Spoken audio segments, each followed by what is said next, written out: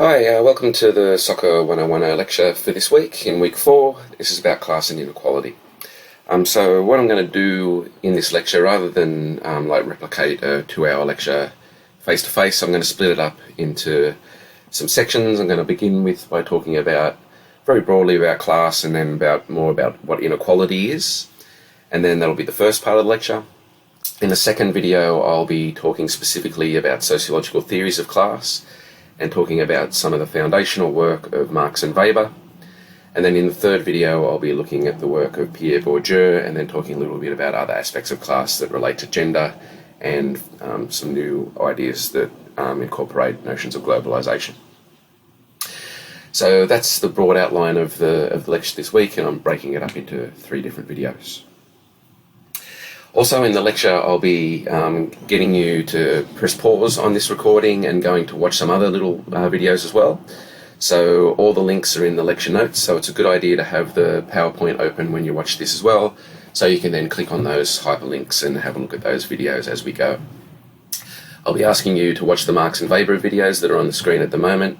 I've put the Bourdieu one in there. I'm not going to ask you to kind of stop the lecture and look at that one now because it's a little bit long, but if you're interested in looking at Bourdieu in more depth, you can have a look at that one as well. There's 2 parts. I've got a link to part 1 there.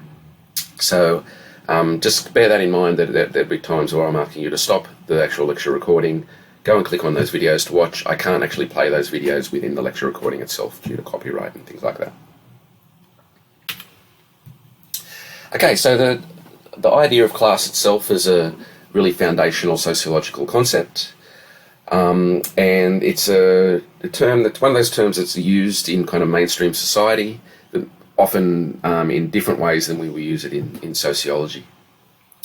It's certainly not a popular way of thinking about the world, and particularly in politics and the media, and I'll get into some reasons for that throughout. But colloquially, we can think about how class relates to things like, being classy, where people, kind of seen as high status or good looking and prosperous. High class often relates to things like snobbish or being pretentious. And we use the terms like bogan and chav, or hipster, tosser, yuppie, and all these things. And when you use those kind of terms, you're talking in the language of class. It's kind of, talking about class without acknowledging it, I suppose. There are kind of other pointers towards class in mainstream discourse. You sometimes hear of the term class war, and that's ironically when there's calls to redistribute wealth downwards, higher taxation and things like that. And there's often this kind of idea of politics of resentment or envy that goes along with that as well, that's kind of promoted as like people are working hard and earning their money and all that kind of stuff. We live in a meritocracy. Class theory fundamentally challenges those kind of everyday perceptions. In sociology, we draw on the idea of class to think about inequality across a number of kind of registers, I suppose. We think about it in terms of socioeconomic status, the objective fact that some people have a lot more stuff and wealth and property than others.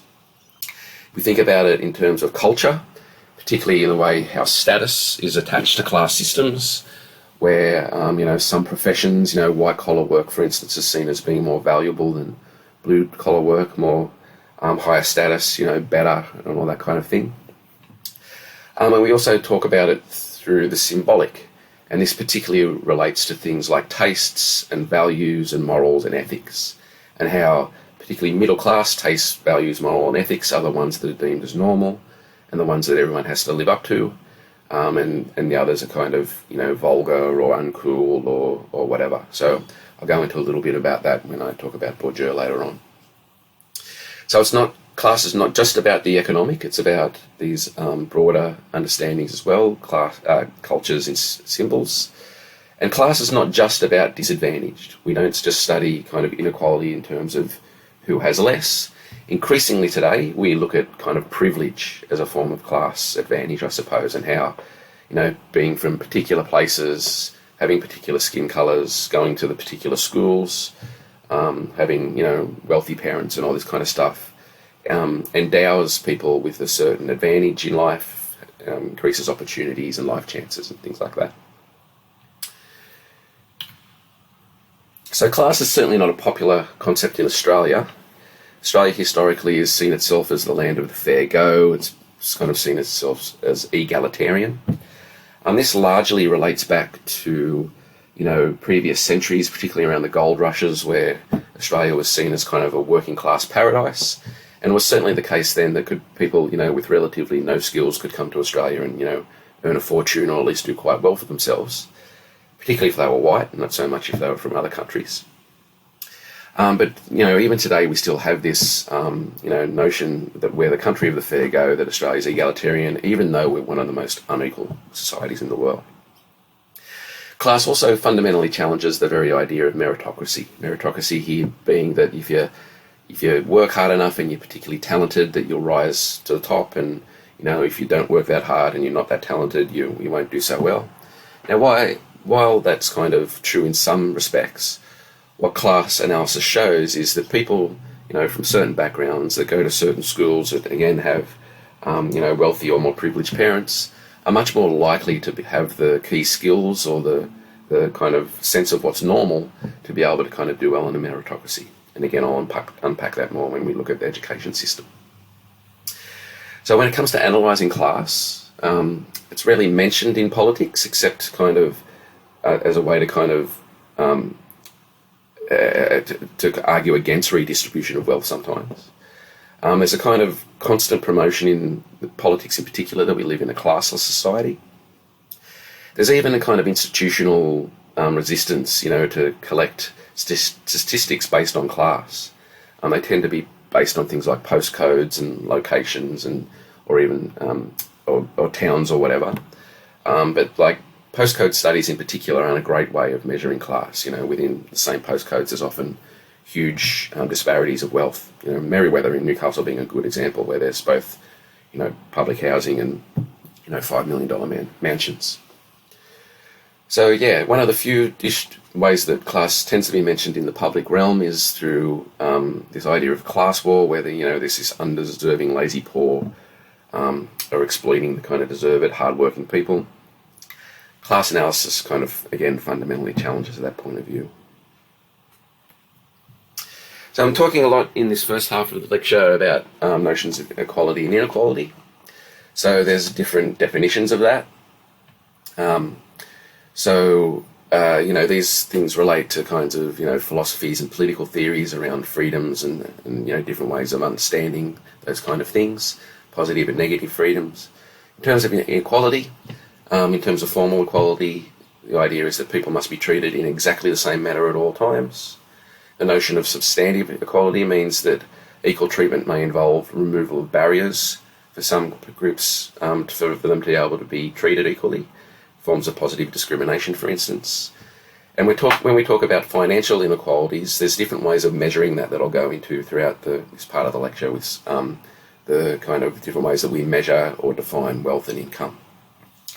So if you're interested in looking at that in more detail, have a look at that conversation article there that I've got a link to, where you can have a look through some stats about inequalities and regions and incomes across Australia and stuff like that.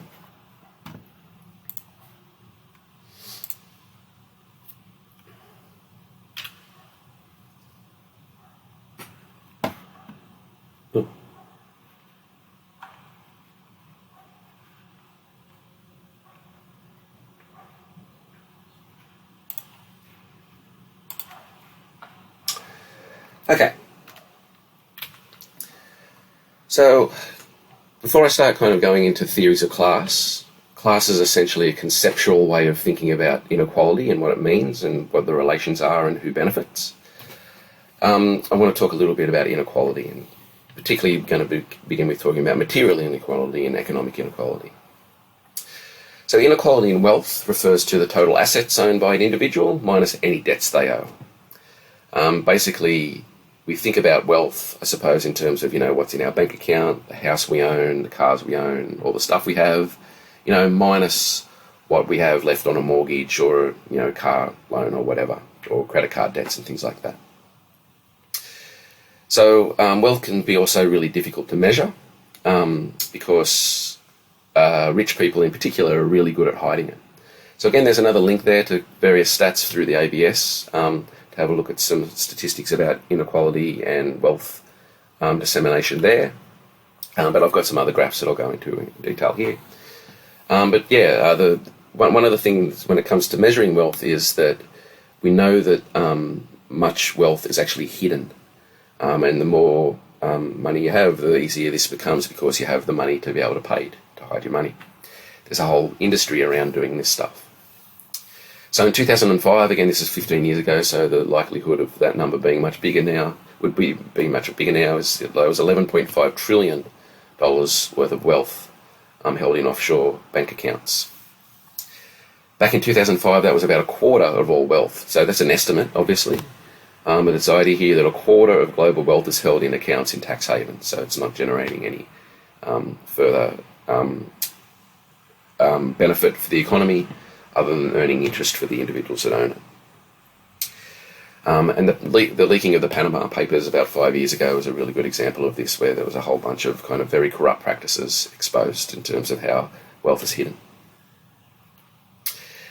We also have a kind of understanding, I think, that the ultra wealthy, not the 1% here, but the 0.1%, give a lot back to society by through charities and stuff like that.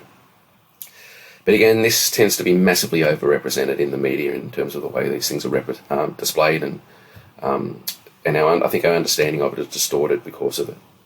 So this is a really, I think, good table that shows just how much rich people actually give back. Jeff Bezos there, the owner of Amazon, in 2018 was worth 160,000 million.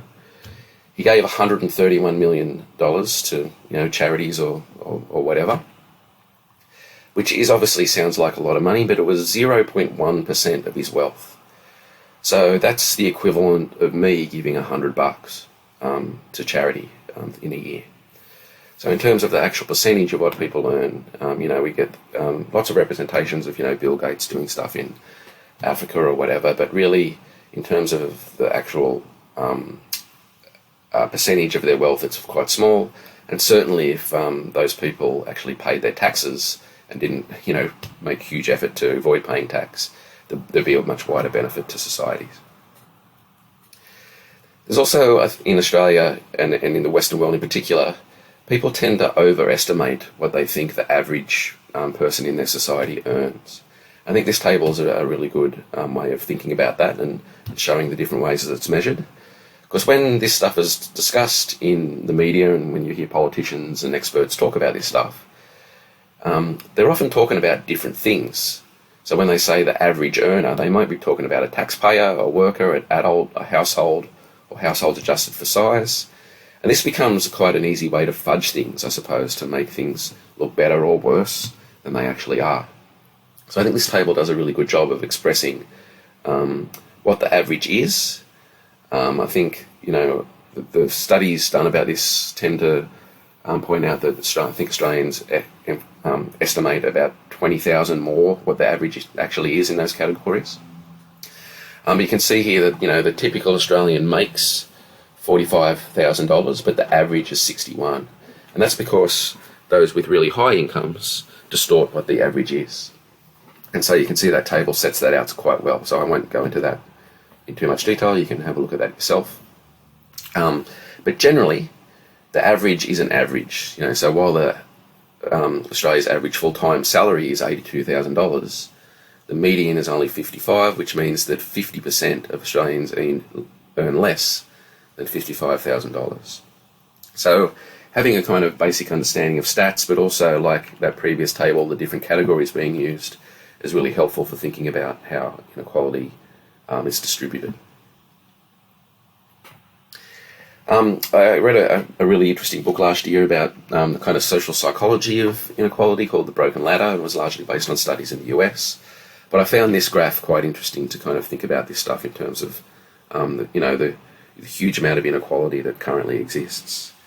You may have heard of the work of Thomas Piketty, the French economist whose work has been one of the most popular social science books of the past 10 years, but also hugely influential about changing our attitudes towards inequality. And he talks about how in the current contemporary world, inequalities, returning to, the late, the 1800s when, royalty was at the top and, there was peasants at the bottom. And this graph, I think, is a good indication of that. You can see the kind of distribution of wealth down the bottom, but basically once it gets to $100,000, which is at the level of the kind of the figure's shoes there, it goes up really quickly, exponentially, and if we had the ultra wealthy there, the top 0.001%, the graph would have to go up to the size of a multi-story building. The poorest left of the ladder is over there, but then you can see how exponentially the curve goes up. So in relation to these notions of inequality, we can think about what this means in terms of life chances, opportunities. Again, you hear much in kind of political and popular rhetoric about having a go and trying hard and all that kind of stuff. Well, it means your dreams will come true or whatever. And certainly, there's elements of that is certainly true. But the idea that everyone has a fair go in Australia is, fundamentally bunk, and much sociology shows that that's just simply not the case. So as sociologists, we tend to look at this stuff systematically, not so much in terms of individual, characteristics or traits or attitudes, but more so in terms of how broad social systems affect the life chances of individuals and groups of people. So in this, we kind of live in what's kind of increasingly colloquially known, I suppose, as a neoliberal capitalist system. This emphasises, free trade, privatisation of wealth, what's often referred to as economic liberalisation, or in Australia as economic rationalism, a term actually coined by an Australian sociologist called Michael Pusey. This means that in the way that kind of capitalism works, and I'm going to talk about capitalism in some depth when I start talking about Marx, the production of wealth is prioritised. Essentially, the way that we live, production is what the system is for. So our system isn't to produce happiness or to look after the environment or anything like that. The production of wealth is paramount. Proponents of this system argue that inequality is fine, or even fair, because they argue everyone has an equal opportunity to succeed. And this, obviously just totally ignores the obvious head start that the rich and the privileged have. They tend to blame inequality on the unequal efforts or abilities of people. They also argue that some inequality is useful because it provides incentives for those at the bottom to work hard and, do their best to move to the top. Now again, there might be elements of some inequality being useful for kind of, motivations and stuff like that. But what these kind of understandings totally ignore is the huge detrimental social and health costs of inequality that the video I'll get you to have a look at in a minute goes into in some detail. What this also tends to look at is the way that global relations have a kind of huge influence on the wealth that people have. So the more wealthy global north basically have their wealth in relation to the kind of exploitation of what we call the global south. So also what's kind of taken out of this normative understanding of the way capitalism works is that economic growth in a globe that has limited resources is completely unsustainable over time, and much of the environmental problems that we're having at the moment is related to that. So we'll look at aspects of that in a little bit more detail when I talk about consumption, and also in the week on environment later in the course. Okay, so to conclude this last part of the first video of the lecture, I'd like you to pause it at the moment and then have a look at the TED Talk by Richard Wilkinson, where he discusses the results of their research that was published in the book called The Spirit Level.